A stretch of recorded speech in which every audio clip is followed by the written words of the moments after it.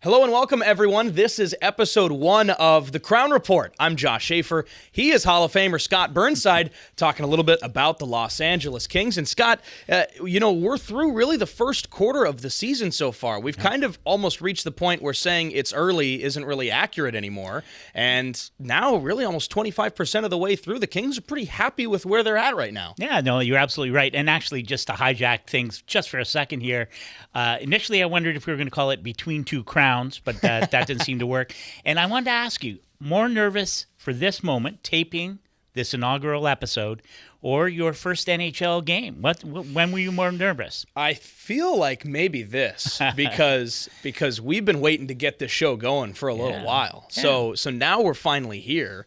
So now that we're going, I feel pretty good. Well, you look good. Thank you. Yeah, no, I think you're good. And you're right on. It's hard to believe that we are already looking at a quarter of a season underway. Really, a lot has happened for this team, right? And I was lucky enough to have joined the team in Quebec, and so saw some of the end of the training camp and the end of the preseason schedule and the first game in Buffalo, and there's been a lot of things that have happened, whether it's been injuries or whether it's been just some of the younger players who step forward. Just a lot going on with this team, and it is a little bit sobering to think, geez, here we are, a quarter of the way through. It's super interesting because obviously, as you mentioned, the season starts with what is officially a 5-game road trip, but you tack on the 2 Quebec City games.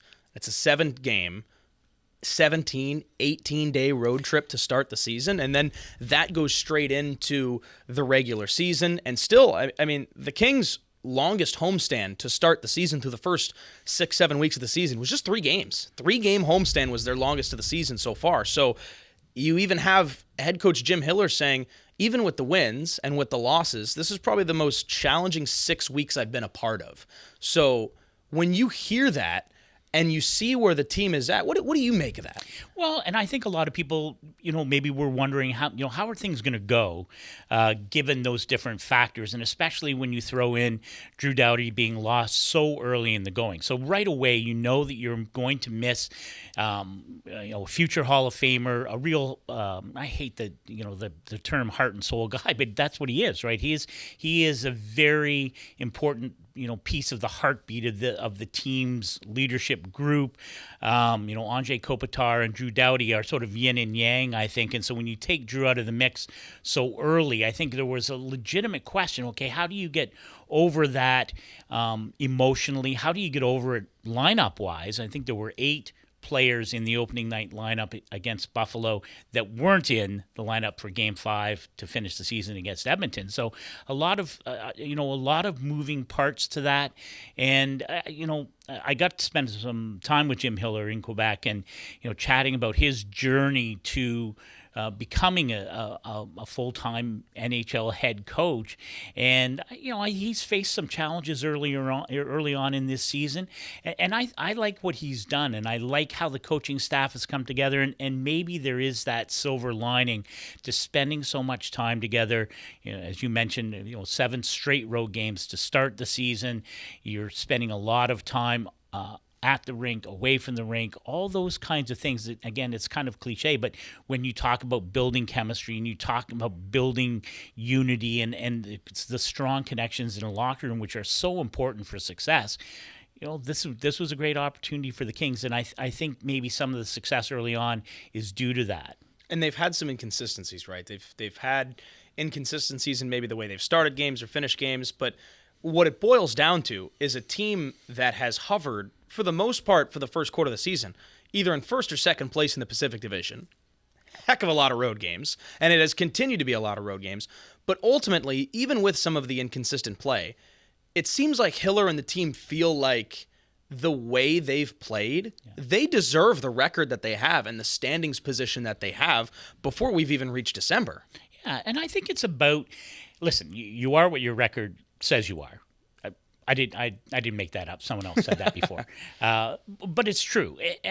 But I also think that you want to look at how you play the game, and are you playing to an identity? And I think the Kings' identity under Jim Hiller is what it has been for the last decade or so, going back to the Cup years in 12 and 14 and the conference final in 13.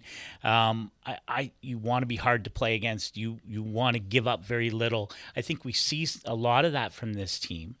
Maybe not all the time, but I think the identity of this team is, yes, a work in progress, but I think there are signs that when you look at the standings, you look at where you are through the first quarter, I think you're starting to see that, and maybe it's not a bad thing that it's not fully formed yet, right? I mean, you want to be peaking at the right time. You want to be, when you're looking at games 65 to 82, that's really, I think, where you want to be in that groove and really have that full-fledged identity going.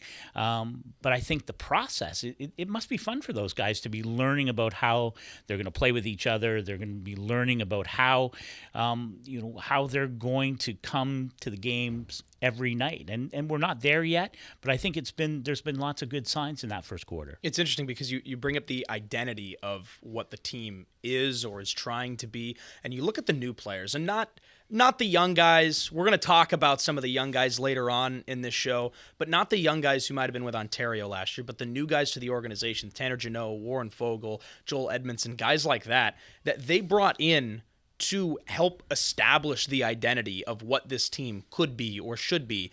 And when all of those guys got here, they spoke about this potential identity the way that Jim Hiller did, the way that we heard Rob Blake talk about it in the past too.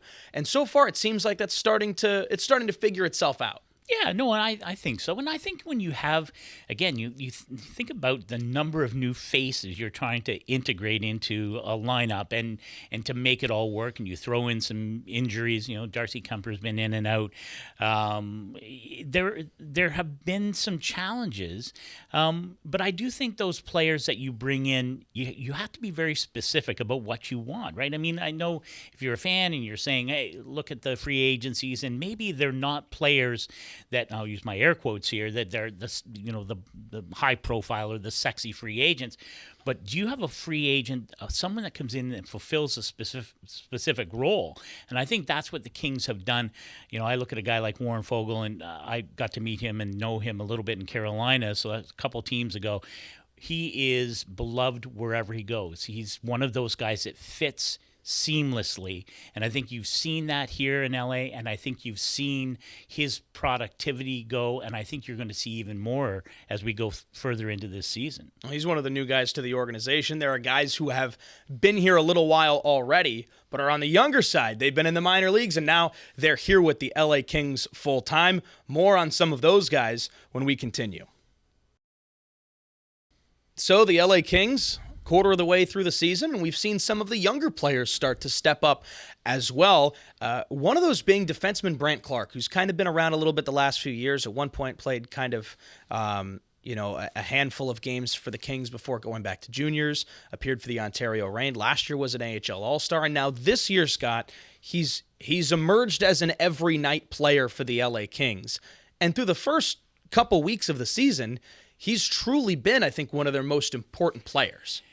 Yeah, I don't think there's any question about that. And Brandt Clarke is such an interesting figure, not only through the first quarter of this season, but you look at the future of this franchise. And it's funny, just before we started to tape this inaugural episode, I was talking to Brandt Clarke's father, who's an orthodontist and was oddly enough, he goes on every month or so, goes to the far north in Canada and works with remote communities as an orthodontist. Very interesting, and a really tight-knit family. Had a chance to sit down with Brandt Clarke the other day, and he's got a brother who's in the Minnesota Wild organization playing in Iowa. Very, very tight.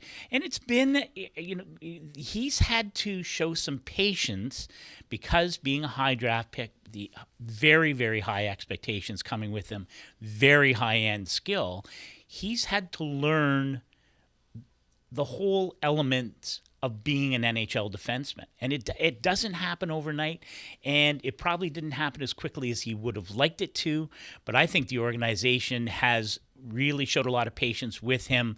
I also talked to Sean O'Donnell today, and it was interesting.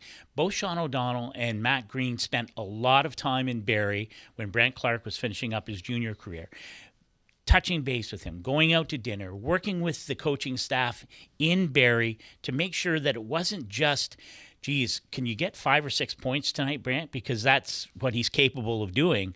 But making sure he was learning to be a complete player.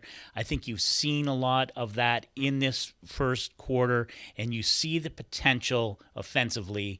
There are a lot of people who believe that truly the sky is the limit, and Sean O'Donnell, I had forgotten this, but when he was nearing the end of his career, partnered with Drew Doughty, 18-year-old Drew Doughty, when he came in the lineup.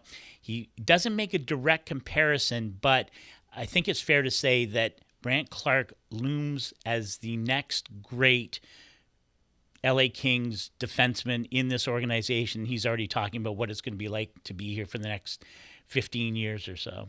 And similarly, he's paired with a veteran right now. I mean, the Kings bring in Joel Edmondson in the offseason and free agency. He's won a Stanley Cup championship before. He's been around the league a little bit now. Those two paired together for pretty much every game this season, except for when Joel was out of the lineup for a couple of games for the birth of his first child. But other than that, I mean, they've been together. They've played together pretty much the whole season. And with that, him being the more stay-at-home guy, Brant Clark being maybe a little bit more exploratory on the ice and with the puck, he's been hovering in the top 15 in points among defensemen this season, too. I know it. Well, and it really is a testament to his skill set and his offensive IQ. Like it really is off the charts. And I really think the Kings it's about making sure that you don't lose sight of the complete package that you have to be to become a Drew Doughty, right? I mean, Drew Doughty came fully formed as an elite NHL player. Brant Clark's not quite there yet, but I think he's learning, and I think the team has taken the right attitude with it. And Joel Edmondson's an excellent example of how that happens. He's been the Kings' top defensive prospect the last few years. We're going to talk about some of the big forwards who've been making an impact on the Kings, the young guys, coming up next. Back on the Crown Report, Josh Schaefer, Scott Burnside, talking about some of these young players who've made such a big impact for the Kings. And the next two guys, both forwards, both named Alex, two players who are kind of still at the same point of their career, but have gotten to that point in two very different ways. You know, Alex Laferriere kind of came out of nowhere a season ago and was a full-time NHL player, now in his second year. Alex Turcotte has battled injuries, has made his appearances for the Kings. Now he's finally here as a full-time player. And those two guys have both seen top-line minutes. Yeah, well, and I think their contributions are so important. Again, it's. I think when you looked at this team at the start of the season, you said, well, if they're going to be successful, where does that success come from? And I think it comes from their depth, and it comes from the ability to roll four lines, and be a team that can hurt you from up and down the lineup. And both Alexes have been so important to that depth scoring, to that depth success. And both those, they're still so young and really learning. I got a chance to chat with Alex Laferriere during the playoffs last year. There's a guy who really committed himself in the offseason to, not taking anything for granted after, spending a fair amount of time playing with Adrian Kempe and Andrei Kopitar last year, worked on a shot. He has found, I think he's proven himself to be an NHL finisher at this stage, has a really terrific shot, has used it to great success early on. But he's a guy who's really worked at his craft to make sure that he isn't, just flatlining, which sometimes happen to young players who have success or get an opportunity maybe sooner than they thought they would. Yeah, and those two, I mean, Alex Laferriere was not supposed to make the Kings roster out of camp last season. Didn't go to Australia for the Global Series. Played with the AHL's Ontario Reign in the preseason, and then makes the team. Yeah. And then he's a full-time NHL player. Alex Turcotte, for a guy that was a 5th overall pick, you mentioned this a little while ago with Brant Clark. Maybe he didn't get there as soon as he thought he would, or as early as he thought he would, and it took some time and some development. And it was the same thing for Alex Turcotte, but he also had some injuries. He missed a lot of time, and last year, finally the coming-out party that everybody was expecting Turcotte to have in the AHL, and now he's here and he's playing in so many different roles, I think, for the Kings as well, and he's showing that versatility that I think was expected of him a couple of years ago before he had those injuries. But now it's all kind of come full circle for him. And those two guys have both played on the top line with Kopitar and Kempe to start the season. They've both seen some power play time. And Alex Turcotte, even missing a few games with an injury this year, immediately slots back in and is a difference maker. Yeah, well, and I talked to Alex Turcotte actually today, as it turned out. And I don't think you can overstate the mental toll that has been taken on him over the last couple of years with those injuries. And he's, again, a very high draft pick. The expectation's very high. He talked about, wondering if he was ever going to be able to play at the NHL level, if he was ever going to get beyond the injury bug. And I think what you've seen from him, in spite of missing those couple of games there, he has become very quickly a very important part of this offensive group. He can do so much, and his confidence continues to grow. You can't help but feel great for him to finally get this opportunity, maybe finally stepping into the shoes that people expected him to fill. Those two have both been really good. Samuel Hellenius and Andre Lee have made NHL debuts as well. And that's what's happened really in the first quarter of the season. We've spent some time reflecting. We're going to take a break, and when we come back, we'll look ahead a little bit to the next quarter. So in the first couple of weeks of the season, some good, some not so good, some inconsistencies, but the Kings happy with where they're at so far. But that doesn't mean that they're content where they're going to be going forward. So what have you seen from the Kings so far that maybe are areas to improve on, things they'll want to continue doing as we go into these next couple of weeks before the holiday break? Right. Well, I've done my fancy stats, in-depth look at my notebook comes out. And actually, you don't have to look very far in the notebook to find out. To me, one of the big, the areas of improvement that need to be focused on, the power play hasn't been very good. It ranks 27th right now in the NHL. And I thought I've been in, even though it's early times, and it'll be interesting to see what Jim Hiller does moving forward. He's toyed with the idea of having 5 forwards on the ice with the power play. Again, who knows how long that lasts, whether it can be successful or not. But I do like the idea that when you know that your power play is not performing at a level that you like, that you're not afraid to do something different. You're not afraid to think outside the box to maybe correct that. And I think that, I can only surmise that must be kind of fun in that locker room when you hear the coaches say, okay, we're going to toss some of this stuff out because it's not working the way we need it to work. Let's go this way. So I would be looking forward to seeing what happens with the power play, because it does, you need to be at least middle of the pack, I would think. When you're thinking ahead of the playoffs, middle of the pack would be a good place to be if you're at 27 right now. It's interesting. I was actually having a conversation with Jim Hiller and with some fans the other day, a little meet and greet in El Segundo, and one of the questions from the fans, they asked harder hitting questions than we do sometimes. Someone said, what does it take to beat the Edmonton Oilers in the playoffs? Like, say the Kings get there again, what does that take? And he said, I thought last year 5-on-5 were pretty good. It's the power play where they got us. So we spent a lot of time early on focusing on the penalty kill. Yeah. And right now, they're happy with where that's at. They've made the changes necessary to be content and confident with where the penalty kill is.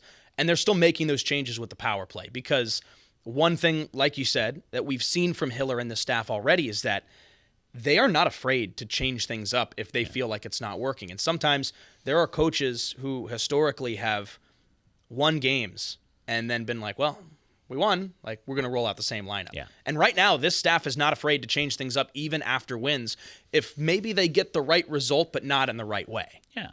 Well, and I think, again, you don't want to be complacent, and this team has no reason to be complacent, right? There are enough issues with this team that need to be focused on, or there's lots of work to do. I think everyone would agree with that. We're talking about specific players, for instance, I think, like a lot of people, really felt that Quinton Byfield poised for a breakout year. I thought he was so good during the preseason, just playing center, his natural position, just a beast. And that has not translated yet through the first quarter into the kind of production that I think a lot of people, and not just people in this marketplace, national people talking about Quinton Byfield and the, his ability to be perhaps a point-a-game guy or whatever. And I know that he moved, started at center, moved a bit to the wing, back to center. I do think that's something that as time will, I think it's inevitable. He's going to get up to the level that we expected it. I wonder if just the pressure of all those expectations might have been a little bit, different than he was expecting or whatever. But I think that's something to watch in this next quarter. Where the comfort level for Quinton Byfield moving forward. And he certainly had a terrific first goal of the season in Nashville. Yep. And then right after that, he comes back, in Minnesota. And then right after that, he comes back home. And in the first, 2 minutes of the next home game, he scores a terrific goal one-on-one with the goalie. And that's sometimes all it really takes. Yeah. Well, and again, the skill set is there. The will, the desire. He has all the tools. I just think it's maybe has not come as quickly as I'm sure he would have liked and maybe fans were expecting. I do think it will happen. And you're right. Maybe this next quarter of the season where we start to see that on a regular basis, and the confidence that comes from making those kinds of plays only bodes well for the future.